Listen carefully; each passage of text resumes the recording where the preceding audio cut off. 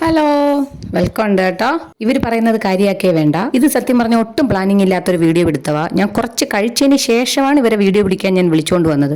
കാര്യം കഴിച്ചപ്പോൾ നല്ല ടേസ്റ്റ് ഉണ്ട്, അതുകൊണ്ട് ഞാൻ വിചാരിച്ചതൊന്ന് വീഡിയോയിലൂടെ കാണിക്കാന്ന്. ഇത് ട്രൈ ചെയ്യാൻ മടിച്ചു നിൽക്കുന്നവർക്ക് വേണ്ടിയിട്ടാണ് കേട്ടോ.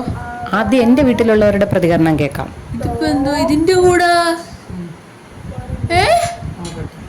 വേറെ ഒന്നും കാണുന്നില്ലല്ലേ?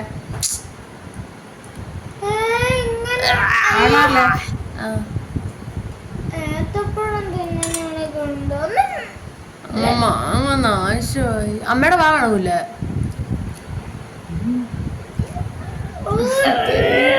വേണമെങ്കിൽ ഒരു ഉരുള തിന്നു. ഞാൻ വെറുതെ പറയുന്നതല്ല. കാണാവോ?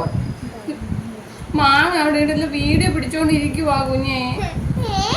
മാങ്ങ അയ്യത്തുനിന്ന് വേണമെങ്കിൽ എടുത്തോണ്ട് വരണമായിരുന്നു. ചുമ്മാ എനിക്ക് തിന്നാൻ വേറെ ഒന്നുമില്ല.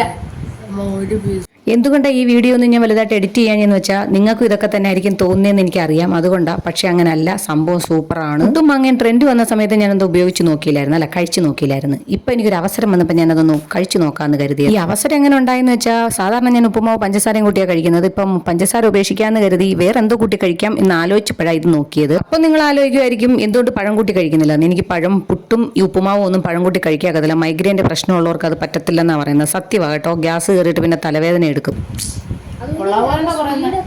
എന്തായാലും ഞാൻ എത്ര പറഞ്ഞിട്ടും അവള് കഴിച്ചില്ല. കാര്യം അവള് പഴം കൂട്ടി പോലും ഒന്നും കഴിക്കുന്നതല്ല. അവള് പച്ചക്ക് ഇന്നല, അല്ല പച്ചക്ക് ഇന്നലെന്ന് പറഞ്ഞാൽ കറിയൊന്നും ഇല്ലാതെ പഴമൊന്നും ഇല്ലാതെ അങ്ങനെ കഴിക്കലാണ്. പക്ഷെ എനിക്ക് ഉറപ്പായിരുന്നു ഒരു വട്ടമെങ്കിലും ഒരു വായി വെച്ച് നോക്കിയിരുന്നെങ്കിൽ അവർ ഇനിയും വേണമെന്ന് പറഞ്ഞാൽ. പക്ഷെ അവർക്ക് അങ്ങനെ ഒന്നും വായി വെച്ച് നോക്കുന്ന ഇഷ്ടമല്ല. അതുകൊണ്ട് ഞാൻ തന്നെ തിന്നു. എനിക്ക് എന്തായാലും നന്നായിട്ട് ഇഷ്ടപ്പെട്ടു. അതുകൊണ്ട് ഞാൻ മൊത്തം അത് കൂട്ടി തന്നെ തിന്നു. വിചാരിക്കും ഞാൻ മാങ്ങയൊന്നും കൊടുത്തില്ലെന്ന്. വേറെ ഒരുപാട് മാങ്ങ അവിടെ ഇരിപ്പുണ്ട്. ഇത് കഴിഞ്ഞ് പുളി കൊടുക്കാമല്ലോ. പിന്നെ ഒരു കാര്യം പറയാനുള്ളതെന്ന് വെച്ചാൽ, ഒരുപാട് പുളിയുള്ള മാങ്ങയാണെങ്കിൽ ചിലപ്പം ഫ്ലോപ്പ് ആവുമായിരിക്കും. ഇത് നല്ല മധുരമുള്ള മാങ്ങയായതുകൊണ്ടാണ്. അതുകൊണ്ട് നല്ല സൂപ്പറായിരുന്നു.